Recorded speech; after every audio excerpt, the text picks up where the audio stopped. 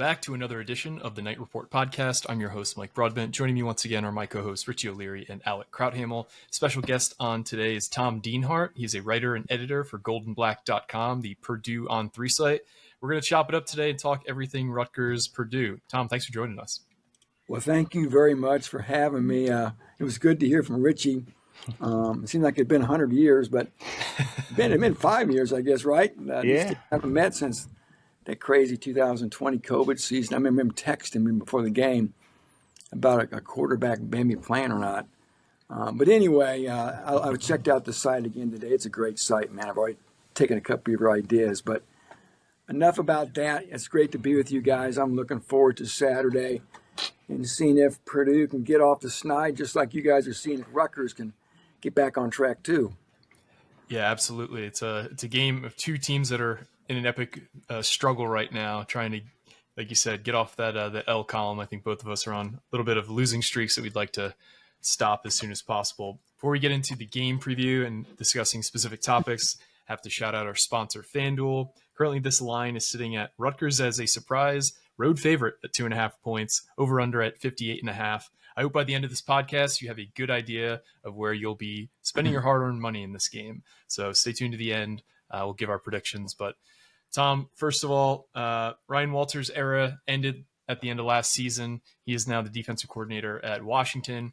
And the Barry Odom era has begun in West Lafayette. Year one of Barry Odom's tenure. What's the vibes around the program right now? Yeah, first, before we sign off, I got to have you guys tell me when the last time Rutgers was a road favorite in the Big Ten, but fascinates me. But where is the temperature? You know, this was a page that had to be turned after last year. I think upwards of 3/4 of the way through the season, Purdue was trying to do everything it could to keep Ryan Walters for a third year.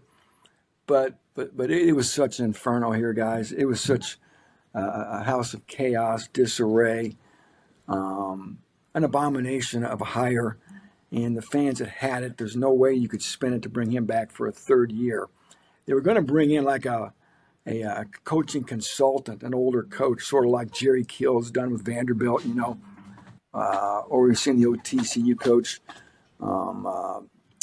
Gary Patterson, do that with some schools to try to help Ryan Walters mature as a head coach.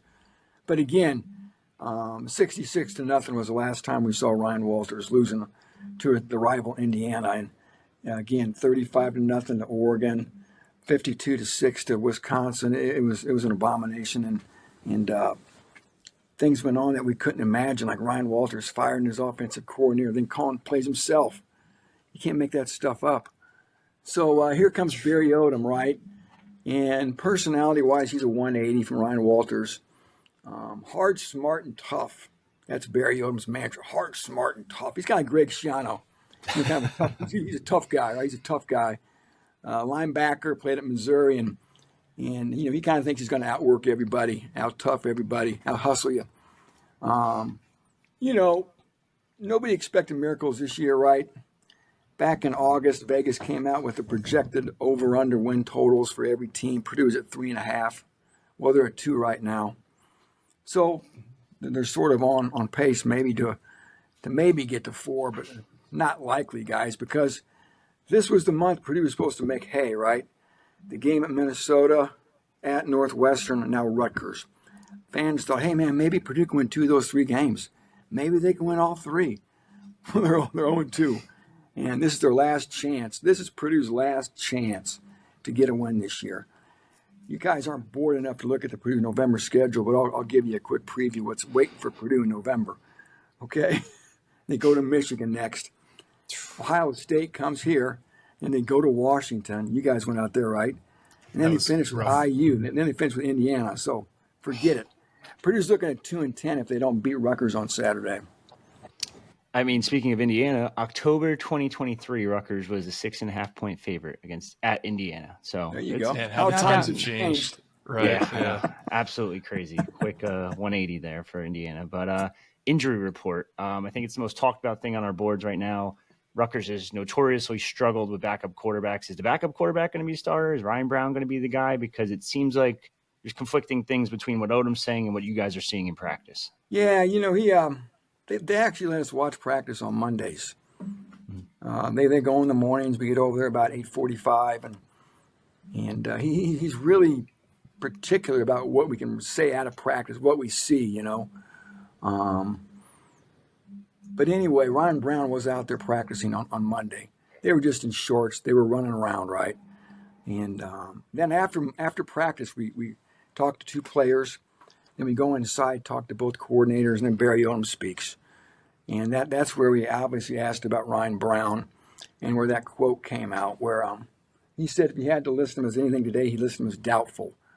He talked about there's a difference between going through practice and having contact, something to that effect. I think the quote's on our in one of my stories I wrote earlier this week. So left shoulder injury, non-throwing shoulder. I don't know. I don't have anything to say I know for sure that he's not going to start. I guess I'm something about me thinks that Malachi Singleton, the backup, is going to start. I asked the offensive coordinator, Josh Henson, does he call plays differently for both quarterbacks? Because Singleton's played this year. They got packages for him, you know, red zone packages where he comes in and runs the ball. And he says basically they call the same plays, except he has a more expansive run play selection for Malachi Singleton. Singleton's not a real tall guy, maybe 6'1". He's portly at 230, came from Arkansas. He can throw a nice pass, though, and honestly, I wouldn't mind seeing what Singleton's got. Why not? Purdue's 2-5. They're not going to the Rose Bowl, so why not get a peek at this kid and see if maybe you can capture lightning in a bottle here.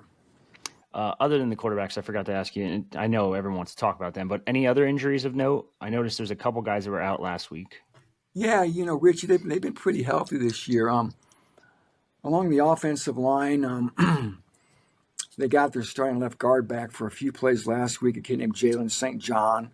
He played about 15 snaps at Northwestern. He was out there Monday. We didn't see one of their other guards who took his spot, Hank Purvis, number 58. So he may not play. Again, he was just a backup anyway.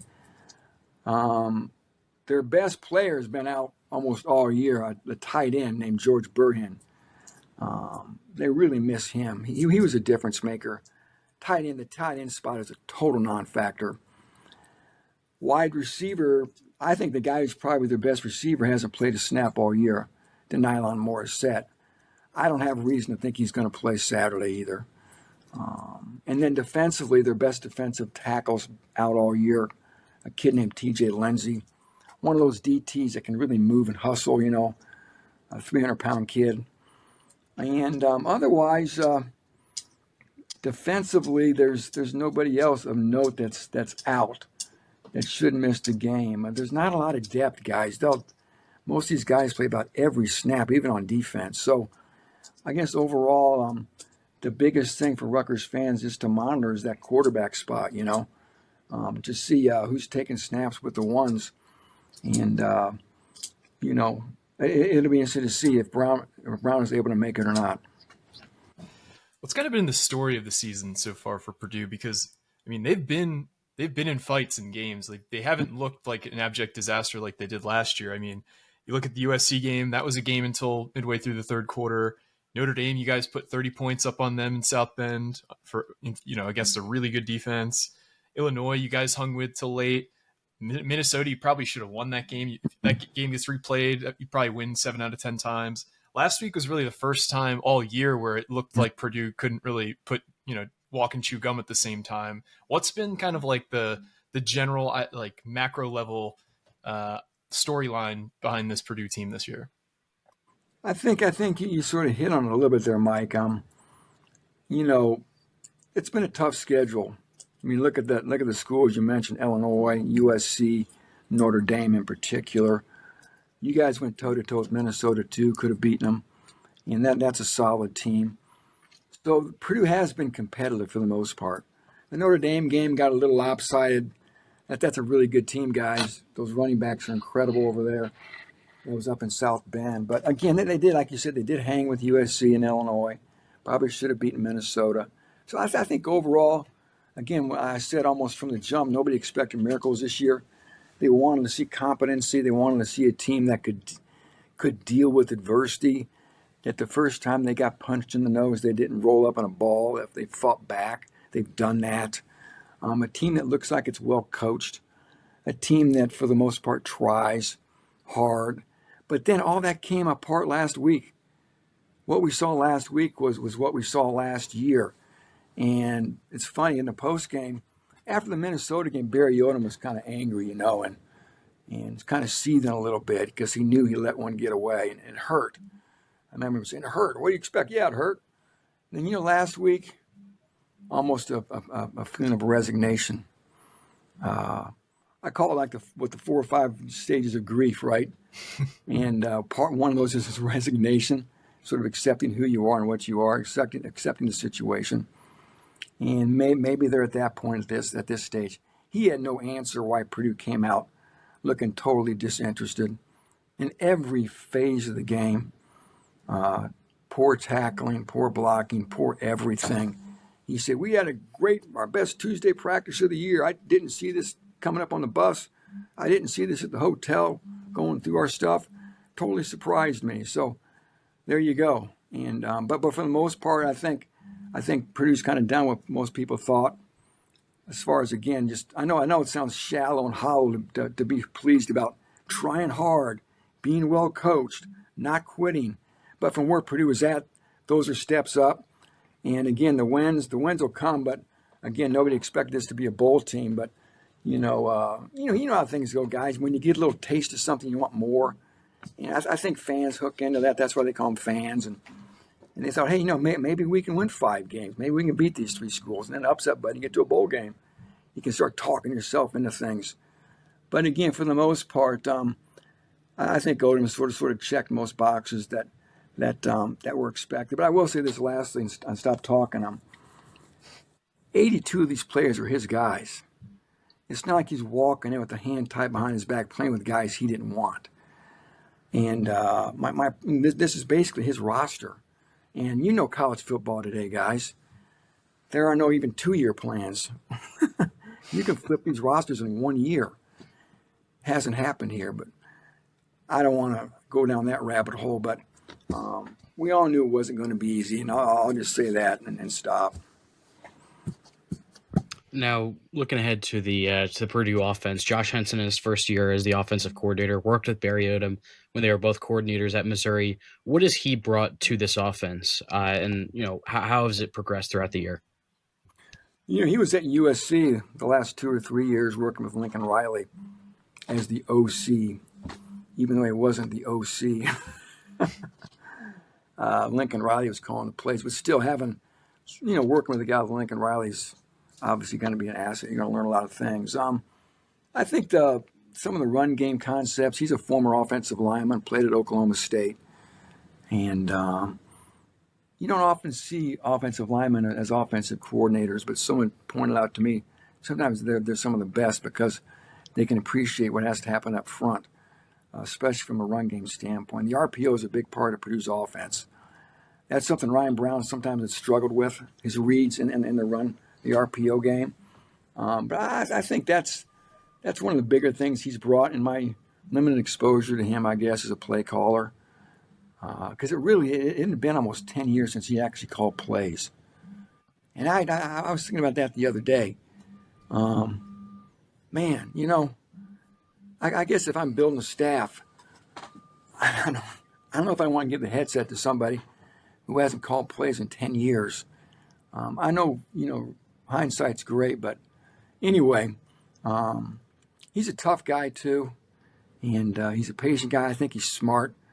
But I think sometimes, too, he can get a little cautious in the red zone with his play calling. They've gotten cute a few times, and it's cost them with some turnovers on some gimmick plays down there. I think sometimes, if you look at the stats, guys, look at the worst red zone offense in the Big Ten, it's Purdue's. They're just not physical enough on offense. They're never physical on offense, guys. Up front, they're not going to push you around. They've never been that type of a team as the cradle of quarterbacks. I don't want to get off on another tangent here, but I was surprised that Odom was their guy because he's a defensive guy. Ryan Walters was a defensive guy. I thought, man, Purdue's got to go offense this time. Get a guy like Jeff Brom, a play caller, a quarterback whisperer. They got to get, because that's Purdue. You got to embrace who you are, know your identity. And they went with Barry Odom.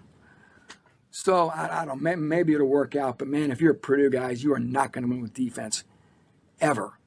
You're never going to win games 17-14 here. You got to put butts in the seats. You got to throw the football. You got to be fun and excited on offense. You need that type of a head coach, I think. So again, maybe it'll work with Odom, but time will tell. Yeah, I think we've seen a lot of fan bases kind of get super upset when the teams aren't having success and they go away from the traditional kind of scheme. Like you look at what happened with Wisconsin, the power running game, they go to an air raid and like they had failures with the power running game. They thought they could switch to another offense and it's totally imploded. And what you're talking about here is like they keep trying to do this defense thing when you guys are typically, this high powered offense in the Big Ten. But you talked about the cradle of quarterbacks. You have Ryan Brown, the starter, who has been one of the bright spots on offense, even if it's in relative terms for Purdue's history. He's not the best quarterback in the world, but he's been one of the few bright spots on offense. And it sounds like he's not going to play. Talk about the backup Singleton. I know he came in from Arkansas. Mm-hmm. He's had packages on his own. Last week when he came in at halftime, it seemed like he struggled a bit against this tough Northwestern defense. Talk about kind of what you're expecting to see out of the quarterback position. Do you expect the offense to kind of be simplified for Singleton, or how do you see this going on Saturday? Yeah, Ryan took a big hit early in the second half last week. That's what forced him out. So Malachi played pretty much the entire second half, had 2 turnovers. He lost a fumble and threw an interception. And the offense will be basically the same. And again, I think they could maybe call more runs with Malachi Singleton, more designed runs. He had a 40-yard touchdown run at Minnesota. And play to your strengths. And I think, again, the offense won't be truncated or shrunk because he's out there. This will be his first ever start if he does start, though. So I guess the worry there, I mentioned it in some stuff I wrote, you always worry about that guy making a big mistake, forcing that pass in there when you shouldn't force it, trying to make a play happen when there's no play to be made. Take the check down. Just eat the sack. Take the sack. Throw the ball out of bounds. Will he have the discipline to do that when the world's going 100 miles an hour and guys are trying to take his head off, That's the question with inexperienced quarterbacks. It's not the 7-on-7 crap where you're throwing against air in practice. You look like Joe Namath, Anybody can do that, right? It's when people are trying to kill you.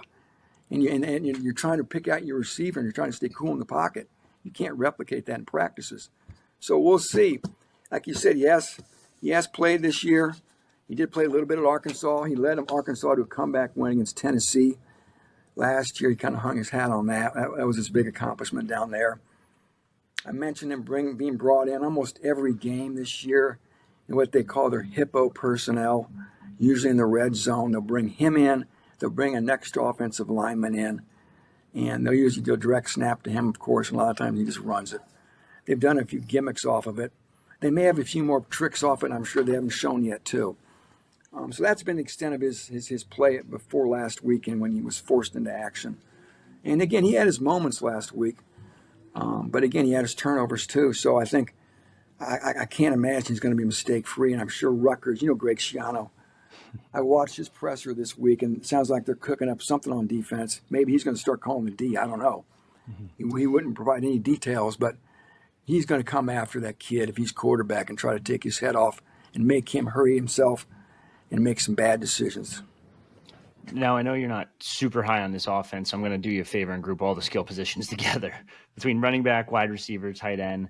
But I kind of want to single out one specifically. What happened to Maccabee? He was so good as a freshman and then just really hasn't been that same player ever since. Yeah, he sort of gets lost in the shuffle. You're right. I think sometimes they forget about him, and we pointed that out. Fans have pointed that out. He only had 7 carries last week. He's the best thing they got going on offense. And you're right, Richie. Last year was such an abject disaster where, they were usually losing by so much. They got away from the run. So you're right. They have to get him established. Imagine this. Every time he has good games, Purdue typically wins. He had 98 yards rushing at Minnesota, and they almost won. So, yeah, you got to get him established, and you got to feed him. Just wear him out, man. This is his last year. throw him the football. He's a very good pass catcher. Get him in space. It's funny, guys. If you stood next to Mockabee, you wouldn't even know he's a football player. Physically, there's nothing imposing about him. He doesn't have one of them thick necks, giant biceps, doesn't have huge thighs. He's just a guy, but I don't know how he does it. And he's amazing. He's uncanny. Just a football player, but you're right, Richie. He's the one special guy. And I do something tomorrow with our publisher, Alan Carpet, another sort of a TV thing, and I was asked for my 3 keys to the game. One was run the football. They got to get him going. So you're right. He's really has to start and finish, especially when they could have an inexperienced quarterback starting the ball game. You certainly don't want to put the ball or the game on his shoulders, right? Yeah, ideally. Now looking, it's funny you mentioned Mockabee with his height. I felt the same way with Kyle Monungai. He's not a big guy, but he's a bowling ball, just bounces off of people.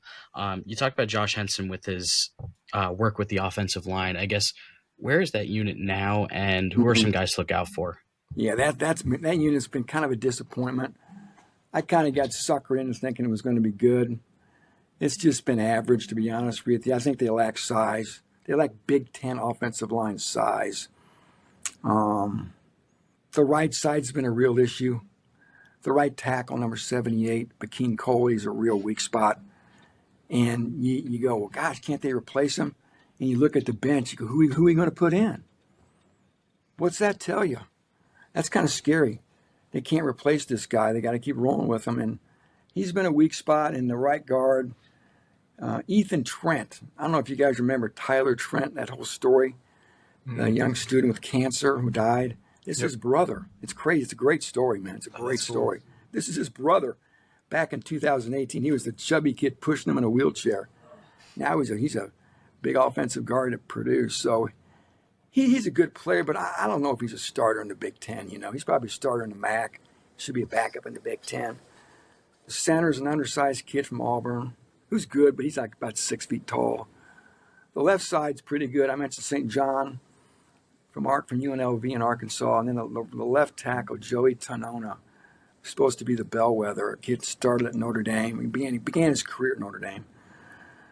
He didn't play football for 2 years. He was in a bad car crash, and this is his first year really back. And I think he's struggling a little bit, with that grind. He's got 8 penalties. I think he's good, but I think it's been a struggle. And he's kind of underweight too. So the line's just been average. And you guys are football guys too. Man, Pee Wee football to the NFL, it's all about your lines. Offensive and defensive lines. If you're not good up front, forget it. And Purdue on both fronts has been average at best. So let's switch to the other side of the ball here. You spoke a little bit about the defensive line there being average at best. Looks like, based on just the high-level numbers, that you guys are a better run defense team than pass defense team. Just talk about kind of high-level stuff about the defense that you've seen this year. Yeah, like I mentioned, the line. The ends, forget it, man. There's 0 difference makers off the edge. 0. There's not one guy that's got anybody in Rutgers football offices staying awake at night tossing and turning. There's no Reggie Whites. There's no even, I can't even think of a regional facsimile of Reggie White. But anyway, you know what I'm talking about. So that hurts you. They do have a good nose tackle. They got one of those 340-pound guys, Chops Harkless, number 97. He's legit. And they got a couple guys who rotate in, at the other tackle spot. I mentioned T.J. Lindsey's out. And they're just guys. They try hard, though. They hustle. They're solid. The best part of the defense are the linebackers. They usually play a 4-3. Manny Powell, number 16, and Charles Correa, number 5.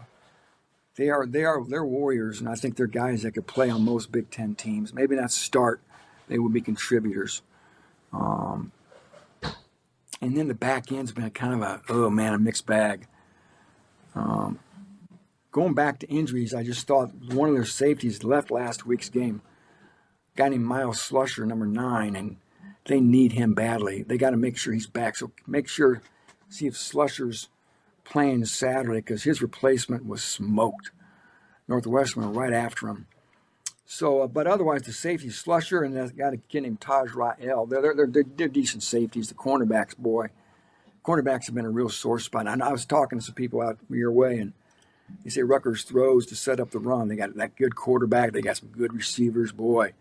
They're looking at that Purdue film and licking their chops, I bet. They're going to go right after Derry Hines and Tony Grimes, number 0 and number 4, the two cornerbacks. And take your pick, man, because each guy struggled like this year. Derry Hines had 2 PIs last week. Grimes had 1. So there you go, man. So that's going to be the matchup Rutgers is want to go for. If I was Rutgers, I'd throw the football, go right at those guys early. You know they're going into that game kind of scared, right? And make them more scared by maybe taking even more confidence away from them. And that could open things up for your ground game then. Yeah, I'm pretty interested about this linebacker unit just because he brought 2 guys over from UNLV and Correa and Powell. How have they kind of adjusted? Are they Big Ten level guys, or are they more like the defensive line where it's more of a lower level? I think they are. I think they're legit Big Ten linebackers. They're not great, and they wouldn't probably start on the elite Big Ten teams. But I think teams of Rutgers and Purdue, Minnesota, the mid to low level Big Ten schools, I think they're legit. Powell's like a 5th-year senior. He looks the part. He's smart. He's tough. He's a captain. He never leaves the field. Correa never leaves the field to number 5. He's a true sophomore. He's a Hawaiian. One of those Samoan guys, you know. Love those Samoan guys. And there's tough, man. And that's him. He's tough. So, and he's fast, too. He's fast. And linebacker was a real sore spot for Purdue last year. And these guys have been a big upgrade. The other guy who plays is number 10, a guy named Alec Sanford, an Arkansas transfer. He's solid, too. So that's the strength. The linemen have to keep blockers off those linebackers and let them run and make plays. I think Powell and Correa are in the top 5 or 10 in tackles in the Big Ten. For what that's worth. Sometimes that's a loser stat, but they're making a lot of tackles because they're supposed to. So, yeah, those 2 guys, Richie, are two to watch. They'll be all over the field Saturday trying to chase down Scarlet Knights. Now we've kind of talked through a lot of the players and all the units in the defense. In the defense, looking at the coaching, Michael Scherz, the defense coordinator, obviously in his first year, another Barry Odom guy, played for him, coached for him at pretty much every stop. What has he brought to this team, and how much does Odom trust him? Considering Odom's a defensive guy. I think Barry Odom sees a lot of Barry Odom and Mike Scheer. You know, Barry was kind of a golden child who rose to the coaching ranks quickly. He was a head coach at Missouri back in 2016. He was probably 39 years old. And Michael Scheer's about 32 years old. And he's got a lot of responsibility for a guy that young. You know, he was the DC in Vegas, too. Super intense. A former linebacker, just like Barry Odom, too. Smart. He's a St. Louis guy. Went to like a real Tony high school in St. Louis where all the rich kids go, you know. It's called Country Day. Sure, you guys got a lot of those out in Jersey, you know. And then went to Mizzou and just a smart, classic, tough guy. And is he in over his head? I don't know. Sometimes I wonder if he is. But I think he knows what he's doing. And again, defense is so much about passion too. And I think you got to get guys revved up and going. And he can do that. Sometimes maybe to his detriment. But he's on the sideline on Saturdays wanting to look guys in the eye to gauge them instead of being up in the press box. So, again, overall, I think the staff is pretty good. That was one of Ryan Odom's big failings with a poor staff. This staff, though, like I said, I do still have questions about Josh Henson, like I said. But, you know, Cornell Ford at receiver, Vance Weiss, O-line, I think he's legit. They kept Lamar Kennard, the only holdover to coach running backs. You know, Kelvin Green, classic defensive tackles coach. Jake Trump, how about that? Jake Trump, no relation. But he is Barry Odom's nephew. Boy, that's a deep dive for you right there. He's the DE coach, and then Scheer coaches linebackers, and they have one DB coach, Charles Clark, came from Memphis. And we didn't talk about, maybe you can talk about special teams, guys. They really wanted to hang their hat on special teams. James Shebust is the coach. They're paying him $800,000. Oldest coach on the staff. He's 60. Good coach, but they've kind of struggled They didn't look good last week. The return game has been a non-factor. They didn't field a kickoff, a short kick. It got a bounce in front of them. They had a penalty on a punt return. But the kicker and punter have been good. The kicker came in with a lot of questions, Spencer Porath, but he's at 9-10. But he's not going to bang one from 50, so don't worry about that. The best, honestly, the MVP of the team is the punter, James McAllister. There you go. I'm serious. He's the MVP, James McAllister. He came from Washington.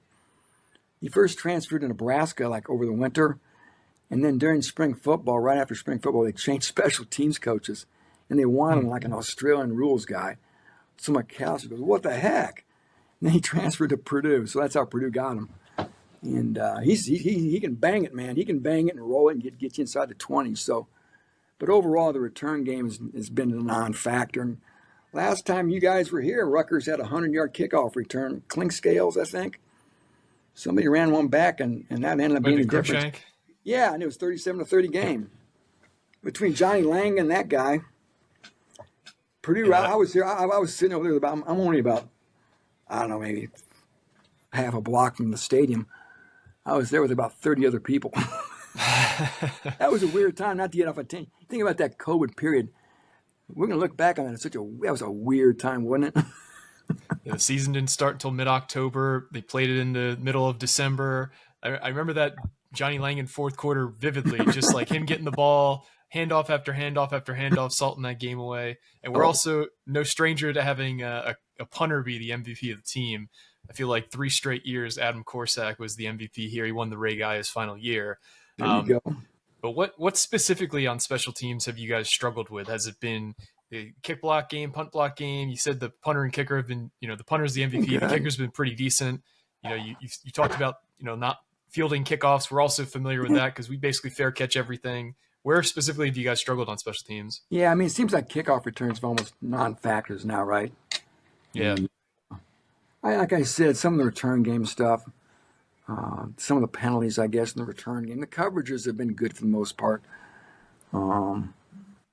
They did give up a kickoff return for a touchdown, though, at Notre Dame. The guy ran it back 100 yards.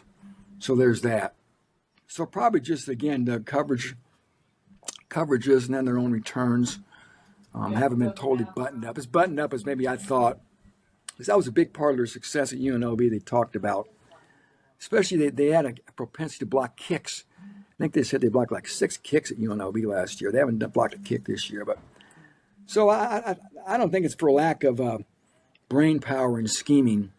You guys got to execute with their coach. And so, the personnel here is never going to be top shelf. But I tell you what, I think, guys, most of these teams have the same kind of players. You got the Ohio States. They got guys, right? But I think there's about 70 or 80 teams are kind of the same, And that's where a good coach can really make a difference. And I guess one more tangentially related thing, with Barry Odom, there's a relationship with Jet Elad, who's a safety for Rutgers. Yeah. I guess I know you probably don't have a ton of information on that, but I guess have you seen anything when it comes to Odom and Elad's relationship? Like, did Purdue try to go after him in the portal or anything like that? Probably should have asked him about him this week. I'm sure he did. I think they probably wanted him. He was good. And I wonder why he didn't come to Purdue, if it was a money thing or what. They couldn't give him enough cash. Is he from out your way? He's from Canada. He's from Canada. Well, mm-hmm. But anyway, I don't know. I should ask somebody that just for my own edification. But yeah, I don't know. That's a good question. I noticed when I was looking at your depth chart, maybe it was yesterday, and I noticed that name on there. I go, oh, wow, that was a Vegas guy. So yeah, I wish I knew. I should have asked to see maybe what happened there, why they didn't get him. Again, I'm sure they wanted him. I don't know why they wouldn't have. They got the best transfers they have are Vegas guys, to be honest with you. I thought about going back here and looking at the transfers. Purdue had 52 transfers. Can you believe that? Wow. 50. And but we talked about the linebackers, Jalen St. John, those have been Tony Grimes, their supposed best cornerback. is a Vegas guy too. So yeah, it's again, I'm sure that's a guy they probably would have loved to have had. And just a real quick backtrack to the receivers. We talked a little bit about Dienhart Morissette now playing. The guy to watch though is their best receiver is Michael Jackson, the king of pop. Watch him. He's a solid guy. We talked to him at practice today, and he caught 14 passes in one game this year, far and away the leading pass catcher for Purdue. He's not a real tall guy. He's 5'11", 6 foot, well put together. Was at Georgia, went to USC. Went to USC, then Georgia. Now he's at Purdue, and he's a guy that can make some plays for him. Otherwise, outside of Jackson, it's just been a real mixed bag. The guy that they think we all know is the most talented is a guy named, he's got a great name. His name's Nitro Tuggle. Nitro Tuggle. You can't make it up. That is a first-team All-American name for sure. He's number 0. But Nitro, guys, he's just apt to make a diving catch one play, the next play turn around and just drop a pass 5 feet from him. You kind of wonder about consistency, how checked in he is from down to down. You got to have him on the field because he can break a play for you, but he can break your heart too. Do you have any questions about Rutgers for us before we get into predictions? Anything that you're wondering about the team or matchups, anything like that? It just sounds like I said, I can never pronounce your quarterback's name. He came from Minnesota. Kaliak Manis. Kaliak Manis. I'm never going to remember that. You got to give me a nickname. What's his nickname? The Greek Rifle, I think that his nickname is. Greek Rifle. I can remember that. Baklava bomber. Baklava bomber. I'm just throwing out the Greek references here. I mean, we just kind of call him Athan, so that works too. That way, Athan. It was called Athan. But yeah, he's. I guess he's legit, right? And I heard there's 3 receivers. You're not quite as running centric as you were last year, but you do have another good back. I can't remember his name. Antoine Raymond. Antoine Raymond. And then there's some injuries on the offensive line, I think, at tackle, but you're getting your tackles back. Left tackle 1 out, left tackle 2 out, left tackle 3's here still. Wow, you're down to your 3rd left tackle. Yeah. Whoa. Yeah. I mean, it's a bit deceiving, though, because the starting left tackle was brought in as a transfer. This guy, Ryder Langsdale, he came from Lafayette. He was like a 3-time FCS All-American. He got injured in training camp. He's out for the year. The guy who won the training camp battle after he got hurt, Dante Chin, started games at guard for us last year, and apparently he performed well in the spring and in the fall camp. Ended up winning the job out of camp. He gets hurt the 2nd or 3rd game. The guy who was originally projected to start at left tackle, Tyler Needham, started last year at right tackle. He moved over, so he's the guy who's starting at left tackle right now. So while it is the 3rd string left tackle, it's a guy who started probably 25 games here at Rutgers, so it's not like a redshirt freshman, but still, it's not ideal by any means. And defensively, I'm not sure defensively, you guys have had your issues, it sounds like, over there. It's been an abject disaster defensively. Like, if you look at most metrics, we're basically last at everything, whether it be adjusted EPA per play, success rate, raw yards, like we're terrible. After last week when we gave up 750 yards of offense to Oregon, fans were borderline ready to riot. Greg Schiano ended up pushing his press conference back this week to Tuesday, which he never does. And he did not announce any formal official changes. So while there might be some changes internally, he's not discussing them specifically. I would expect, I don't know what to expect. Here's the key. If you're watching this and you're a Purdue fan, if you're watching the game and you see Greg Schiano has his readers on, that means he's calling the defense. Yeah, like me, he's got his cheaters. Exactly. Yep. Got these at CVS or Walgreens. Yep. If you see Greg Schiano on the sideline with those, he's calling the defense. That's a tell. Nice. Who is the DC? Who was calling it? The current DC is Rob Smith, who Greg Schiano. This is his 4th time on Greg Schiano's staff. He was here his first stint with Rutgers. Then he followed him to Tampa Bay when he was the head coach for the Bucks, and then he was the initial defensive coordinator for the 2.0 Greg Schiano era. He was let go after 2 years, went on to Duke, and then he was an analyst at a couple schools. Greg Schiano hired him back this offseason after Joe Harris-Simiak left to be the head coach at UMass. Took him like 2 months to make the DC hire, and he ends up with Rob Smith. I think by all indications, not the first choice or the second choice or third choice. It seemed like it was a kind of a guy he trusted enough because he's run his system. He knows what to expect, but the defense has been, we thought last year it bottomed out because of injuries. It couldn't get worse than last year. If you look at 2023, all the numbers for our defense, it was outstanding. Like, it was maybe one of the best defenses Greg Schiano's ever had. And we brought most of those guys back to 24, and then injuries decimated us. We're like, okay, we expect to bounce back. We got, instead of a dead cat bounce, we got a second dead cat. It's been so bad. I've never seen a worse defense in the last maybe 20 years at Rutgers, and this includes the Ash era where we were just getting destroyed. But at least there was outside of a couple games, it hasn't looked worse than this year. Yeah, there was look at Purdue's defensive numbers from last year.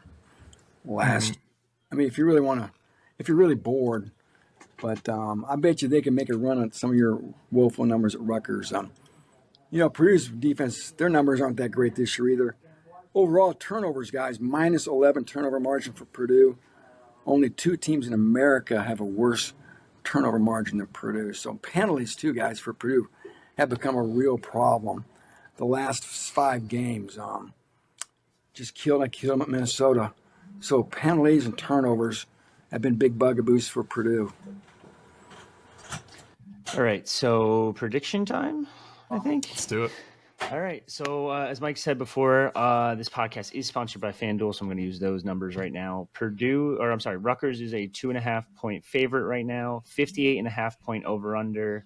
Tom, you're the guest, so I'm going to throw it to you. What do you think is going to happen in this one? I've been picking against Purdue almost all year. I'm finally picking them this week, 31-29. How about that? Wow. So you got the over, and you got Purdue winning outright. Real quick, too. It's supposed to be about mid-50s, and there's a chance for some rain, I heard, too. Okay. For what that's worth. Mike, Alec? I'll go next. I think we will see some substantive change in the defense. I think Rutgers will look better. I mean, for both teams, this is kind of like the ultimate shit or get off the pot kind of game where, if you don't show that you can win this game on both sides, then your season is officially over. Where Purdue, you talked about how difficult that schedule is. I don't think there's anybody in West Lafayette who thinks that they can make a bowl, but this is kind of like salvage the season, have something in the second half to kind of feel good about.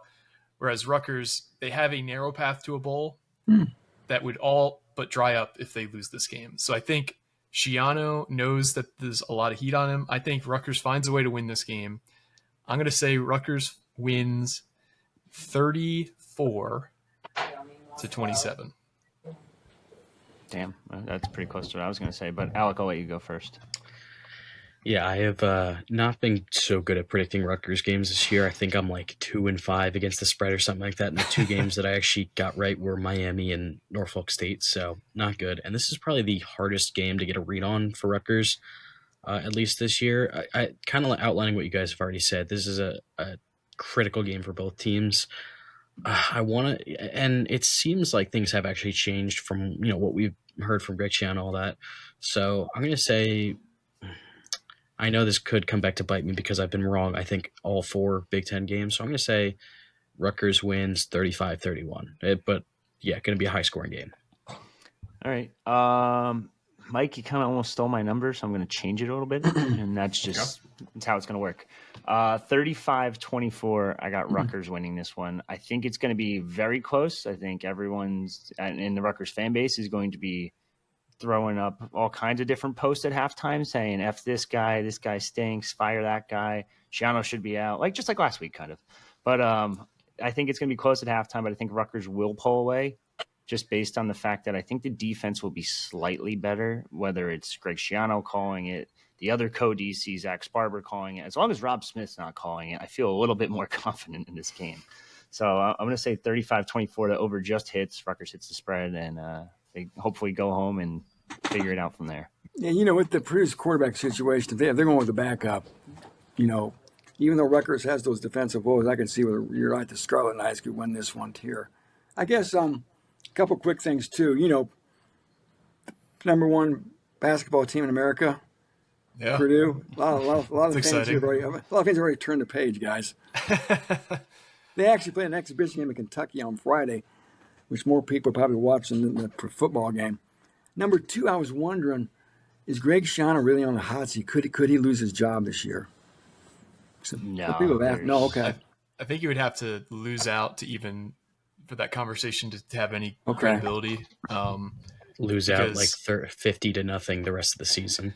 Yeah, like one of the first things so we got a new university president and a new athletic director in July. So they came in together. They both previously were at LSU. In William Tate, he came over from being president at LSU. Now he's the president at Rutgers. That was a nice hire by them. And then they hired the number two in the athletic department at Purdue at LSU in Kelly Zinn. And they've been very complimentary of Greg Schiano, saying, William Tate, I think his direct quote was pound for pound or per capita, he is the best coach in America based on, what he had to work with and what he was able to produce.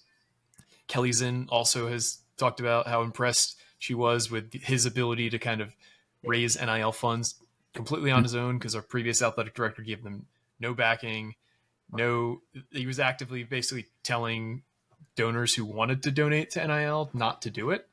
So I think they understand that Greg Schiano is in part failing due to the circumstances out of his control. So they have a big fundraising drive going on right now to get Greg Schiano the resources he needs to kind of rebuild next year. So that being said, if Greg Schiano has another season like this one next year where, he doesn't hit expectations, they, are on the cusp of not making a bowl game, I think those conversations would kind of start then. But I think he's fairly safe this year. Yeah, he's as you guys know, probably not going to do too much better. And No. You guys, you can win out there. It's got its challenges like Purdue and all these other schools, but boy, the Big Ten. I could talk to you guys for 2 more hours just about the coaching carousel. What's going to happen just in the Big Ten with Michael Oxley and Jonathan Smith and Luke Fickell? I think David Braun's going to keep his job. Was PJ Fleck going to finally get out? Is Kirk Ferentz going to retire? That's just the Big Ten. Nationwide, it's going to be crazy, I think. I think Kurt Signetti has done so much damage to every other program in the country other than Indiana, because everyone is like, why can't we do that? Why can't we pluck a guy from the group of 5 who can turn our program around overnight? Not seeing that is like the aberration of all aberrations. So I think we've already started to see a lot of schools fire coaches this year to try and get ahead of that. Mm-hmm. I don't think it's going to work out. I think there's going to be so many schools that are that had like a Bo Pelini type, Dan Mullen type situation that they expect to go to that next level, and they hire a guy and they take a step down. That's my big prediction. Yeah. Always be careful what you wish for.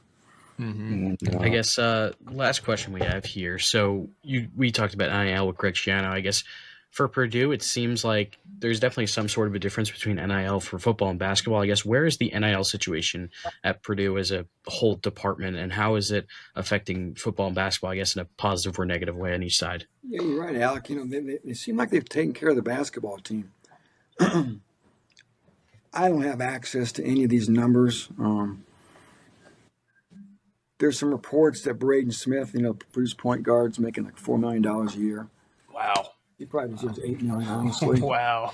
I'm sure, Trey Kaufman around and Fletcher Lawyer. They got some good. They got some kid from Israel. Sure, he didn't come cheap. So again, I guess my point is, it's there if they want it to be there. Now, I will say this: the collective at Purdue was called the Boilermaker Alliance. I used to actually do some work for it. It's gone. They got rid of it. And you go to our message boards, and a lot of fans are just aghast. They said that Purdue's the only school in the Big Ten that doesn't have a collective now. Mike Bobinski, the AD, he's kind of publicly saying, well, we've got revenue sharing now, so it's a level playing field. It's not a level. It's never going to be a level playing field just because of revenue. That's the bare minimum. You guys know that. And so I don't know. People wonder, they keep asking me that, how are other NIL deals generated for football? I don't know. because there's no collective here. I guess there's some internal university arm that if you have, the Mike Broadbent construction company, you want to do an NIL deal with Ryan Brown, you go through some portal on the athlete. I don't know what it is, but I don't know. But I get the sense they're never going to be flush with cash. They're always going to kind of just be there, happy to have a seat at the table. We're just happy to be here, guys. Just send us our check, kick our butt. We're happy to be here. That's Purdue football. They're never going to get that five. They're never going to get that $5 million quarterback. Never. I don't see them ever doing something like that. So just kind of floating around. They're not going to be the worst. They're not going to be the best. Again, I'm not sure what that pot of money's like aside from revenue share. What their pot of money's like for football. There's money there. Supposedly it was more than usual for Barry Odom. But that's something I hope to try to learn some more about moving forward. It's kind of, I don't know if you guys, what it's like for you guys out there, but, you hear some things. You don't ever know what you should believe though, right?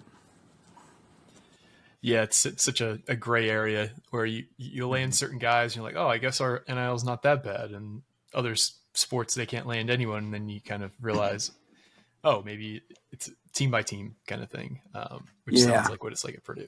It is. I think it is. But if I guess if Purdue was winning football, fans love to write checks if they're winning.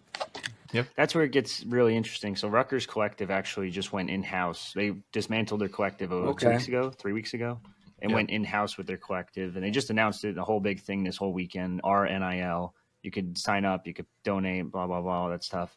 But then, like, in terms of the numbers, you always hear these random numbers, and then Jet Elad was in a court case against the NCAA, and the number came out, and it's like, holy shit, they're paying him $500,000. It's like, whoa, where did this money come from? And then it's like an extra $100K for all Big Ten or all conference or whatever. Now he's not getting that by any means because it was funny. You said, you're like, yeah, well, they would have took him in a heartbeat. And I'm like, I don't know if you want him. He's been pretty bad this year.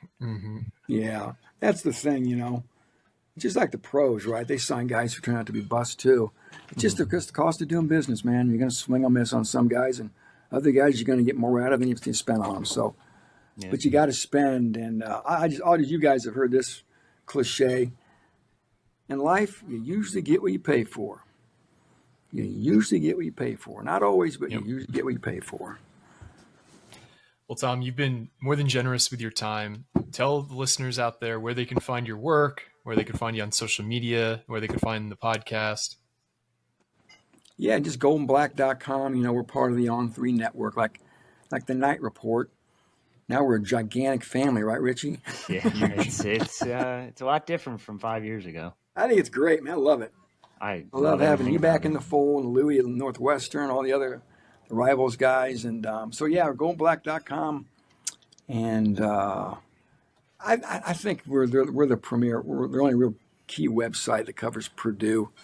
The local media, this is a weird media market, man. There's just not much media from where you guys sit. But my Twitter is just Tom Dienhart1. But yeah, we got a great basketball writer, Brian Newbert. He goes to every game road. He goes all over, and he's been on this beat. That's the only job he's ever had.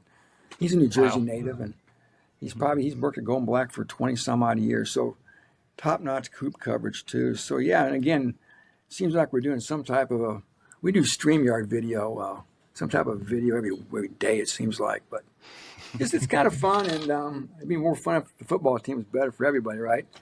I sit there like you guys at that damn fourth. I got to write down. What am I going to ask the coach after this game? Write down some questions. Oh man, what am I going to ask? It was worse last year, 66-0. I don't want to ask the first question. What am I going to ask? So, coach. But anyway, every week, 13 Big Ten losses in a row. Don't you feel sorry for me? Anyway, so yeah, that's our. Yeah, again, goldenblack.com, Tom Dienhart1. But yeah, I appreciate you guys having me on here, and you guys do a great job too. It's fantastic. Like I said, to have On3 and rivals as one. Yeah, it's a super team for sure, and it's great to know that there's so many different talented writers and people who do media on the network you can tap into. Reach out to me if I can ever help you. I just have a quick question about something. If you're really bored and you're laying in bed wondering about Purdue football, I can't sleep until I know who the backup left tackle is. Talk to me. Who's holding on kicks this year? All right, Tom. Well, thanks once again for coming on. Thanks to everybody for listening. For me, Richie, and Alec, this has been another edition of the Knight Report podcast. Signing off.